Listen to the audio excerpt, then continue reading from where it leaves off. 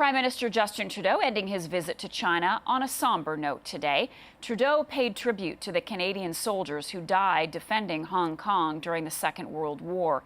CTV's Glenn McGregor has more now on this lesser-known chapter of Canada's history.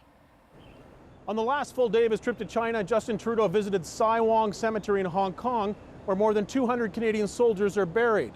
The visit here highlights a part of Canada's military history that not every Canadian may know. 2 battalions, one from Quebec and one from Manitoba, were sent here in 1941 to help defend what was then a British colony, along with forces from other Commonwealth nations. 3 weeks after the Canadians arrived, Japan attacked the United States at Pearl Harbor, and then the following day launched a full-out assault on Hong Kong. Now, these were not veteran Canadian forces. They were seeing their first land combat of the Second World War, and the casualty rate was extremely high. The defense of Hong Kong did not last very long. The city was surrendered to the Japanese a few weeks after the battle began on Christmas Day 1941. Now, the Canadians who survived the fighting and were captured, they suffered horribly as Japanese prisoners. Many died of malnutrition, some of dysentery, and some after they were moved to Japan and placed in forced labor camps.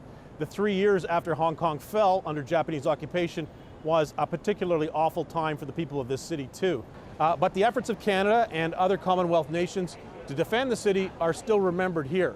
And Trudeau took a walk through the Canadian section of the cemetery to visit some of the graves today. Some of the dead buried here are unidentified. Their headstones bear the inscription, "Known unto God."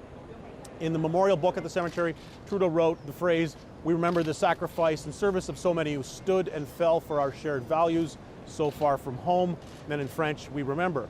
Throughout his 8-day visit to China, Trudeau has spoken often of the historic ties between Canada and the Chinese people.